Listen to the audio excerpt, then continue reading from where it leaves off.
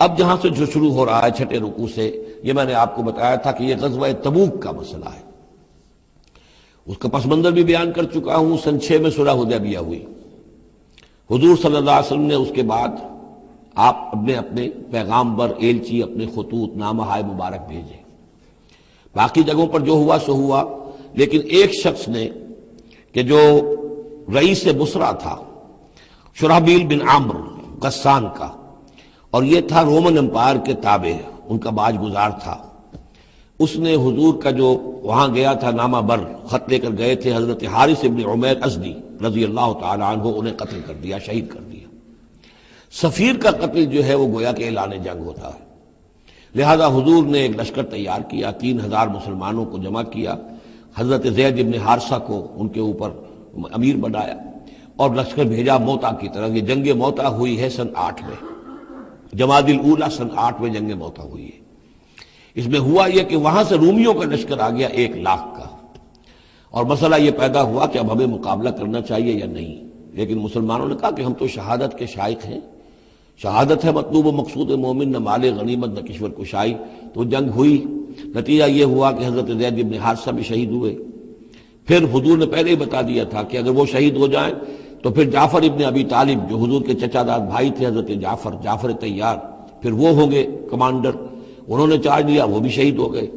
ان کے بعد حضور نے فرمایا تھا کہ عبداللہ ابن رواحہ انصاری ہوں گے، انہوں نے چارج سنبھالا، وہ بھی شہید ہو گئے۔ پھر آخر کار حضرت خالد ابن ولید نے خود اپنے ہاتھ میں کمان سنبھالی اور کسی طریقے سے وہ اپنے اس لشکر کو بچا کر لے آئے۔ تو یہ صورتحال ہوئی جنگ موتا کی۔ اس کے بعد نبی اکرم صلی اللہ علیہ وسلم نے پھر اعلان عام کیا کہ اب میں خود جاؤں گا، اور اب وہ جنگ تبوک کا مسئلہ ہوا کہ اب تمام مسلمان، ہر صاحب ایمان کے لیے میرے ساتھ نکلنا ضروری ہے، ہم تبوک تک جائیں گے۔ تبوک آخری سرحد تھی کہ جو رومن امپائر جہاں سے شروع ہو جاتی تھی، یہ حجاز کا آخری شہر ہے، مدینے سے جہاں تک میرا اندازہ ہے کوئی 300 ساڑھے 300 میل شمال میں ہے، اور بڑا سخت جو ہے صحرا درمیان میں آتا ہے۔ شدید گرمی کا موسم تھا، شدید گرمی کا موسم، تب طویل سفر، ادھر فصل تیار تھی کہ کھجوریں پکی ہوئی تھی، اگر انہیں اتاریں گے نہیں وقت پر تو ضائع ہو جائے گی، اور اگر سب مرد چلے جاتے ہیں تو عورتیں تو کھجوریں نہیں اتار سکتی، یہ کھجور کا اتارنا جو ہے پھل کا وہ آسان کام نہیں ہوتا۔ یہ سارے ایسے امتحانات جمع ہو گئے کہ اس کے لیے اہل ایمان کا بھی آخری امتحان ہو گیا، جس کے نتیجے میں جو منافقین تھے ان کا گویا کہ تشت بام ہو گیا، ان کا معاملہ، ان کی کمزوریاں، ان کی خباثتیں کھل کر سامنے آ گئی۔ تو یہ یوں سمجھیے کہ یہ 11 رکوع منافقین کے موضوع پر قرآن مجید کا آخری مقام اور ذروۂ سنام ہے۔ جیسے کہ اس سے پہلے سورہ نساء کے اندر بہت بڑا حصہ جو ہے، تقریباً نصف سورت جو ہے وہ متعلق تھی منافقین سے ہی۔ یہاں پر بھی یوں سمجھیے کہ یہ 11 رکوع جو ہیں وہ بہت سے مضامین اس میں آئیں گے، لیکن یہ کہ ایک جو درمیان میں یوں سمجھیے کہ جو دھاگا ہوتا ہے جس میں موتی پروئے ہوئے ہیں، ان میں وہی منافقین کا مضمون ہے۔ تو اس میں یہ ہے کہ آپ کو معلوم ہے کہ حضور 30,000 کا لشکر لے کر گئے تھے، اور اس میں وہاں جا کر ہرقل اگرچہ موجود تھا، ہرقلیس، لیکن اس نے مقابلے میں آنے کی جرت نہیں کی۔ وہ پہچان چکا تھا کہ یہ اللہ کے رسول ہیں، اور میں اگر براہ راست ان کے مقابلے میں آؤں گا تو مار کھا جاؤں گا۔ حضور وہاں مقیم رہے، وہاں کے آس پاس کے لوگ آئے، انہوں نے معاہدے کیے، اپنی سرحدوں کو آپ نے محفوظ کیا، اور پھر آپ واپس آ گئے۔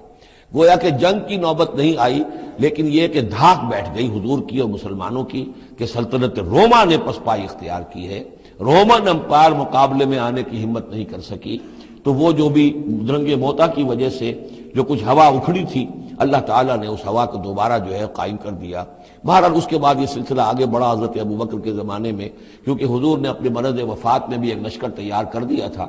اور زید ابن حارثہ رضی اللہ تعالیٰ عنہ کے بیٹے حضرت اسامہ ابن زید کو اس کا سربراہ مقرر کیا تھا۔ جب آپ کا انتقال ہوا ہے تو وہ لشکر تیار تھا۔ اب اس موقع پر جو منافقین کی جان پر بن گئی، تو خطاب تو شروع ہو رہا ہے یا ایھا الذین آمنوا سے، لیکن وہ بات ذہن میں رکھ لیجیے جو میں نے سورہ نساء میں آپ سے کہی تھی کہ منافقین سے بھی خطاب ہوتا ہے تو یا ایھا الذین آمنوا کے صیغے سے ہوتا ہے، اس لیے کہ وہ بھی مسلمان تھے، ایمان کا دعویٰ کرتے تھے۔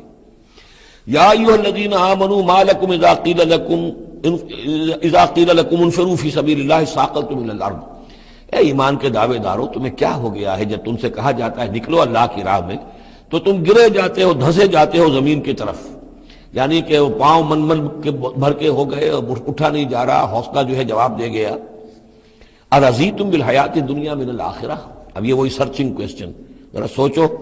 کیا تم نے آخرت کی بجائے دنیا کی زندگی کو قبول کر لیا ہے؟ دعوے دار تو ہو ایمان بالآخرت کے، لیکن اگر تم اللہ کی راہ میں جنگ کے لیے نکلنے کے لیے تیار نہیں ہو تو اس کا مطلب یہ کہ تم آخرت ہاتھ سے دے کر اور دنیا خرید رہے ہو۔ فما متاع الحیات الدنیا فی الآخرۃ الا قلیل، تو جان لو کہ دنیا کی پوری زندگی کا ساز و سامان آخرت کے مقابلے میں کچھ بھی نہیں ہے، نہ ہونے کے برابر ہے، بہت قلیل۔